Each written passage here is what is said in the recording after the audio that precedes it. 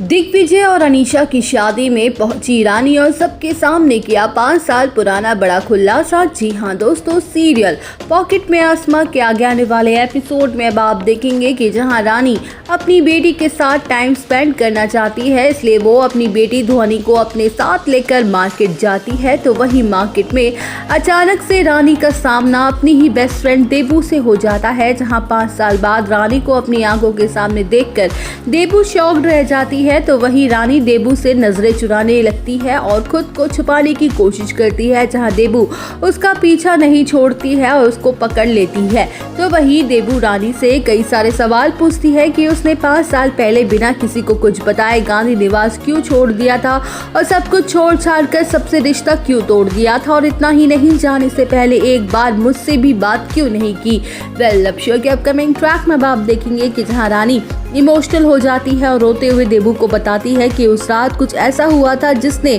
उसे मजबूर कर दिया था दिग्विजय और गांधी निवास को छोड़ने पर। तो वही रानी कहते हुए नजर आएगी कि दिग्विजय ने मजबूरी में मुझसे शादी की थी, वो तो मुझसे प्यार भी नहीं करता है, वो तो सिर्फ अनीशा से ही प्यार करता है। जहां रानी की बातें सुन के देबू चौंक जाती है और रानी को बताती है कि वो जो सोच रही है ऐसा कुछ भी नहीं है, सब कुछ गलत है। वेल, अब शो के अपकमिंग ट्रैक में आप देखेंगे कि जहां देबू रानी को बताती है कि अनीशा ने जानबूझ के अपनी झूठी बातों में दिग्विजय को फंसा रखा है। दिग्विजय आज भी रानी से सच्चा प्यार करता है, अनीशा सिर्फ और सिर्फ उसकी मजबूरी है। लेकिन अनीशा ने बड़ी ही चालाकी से दिग्विजय और पूरे परिवार को शादी के लिए मना लिया है और अब बहुत जल्द उन दोनों की शादी भी होने वाली है। तो वही देबू की खुलासे को सुनकर रानी के तो होश उड़ जाते हैं और वो एक बड़ा फैसला लेती है, जहां रानी ध्वनि को अपने साथ लेकर शादी के मंडप पर पहुंच जाती है और सभी के सामने अनीशा की सच्चाई का पर्दाफाश करती है। तो वही रानी सबको बताती है कि आखिर क्यों उस रात उसने घर छोड़ा था।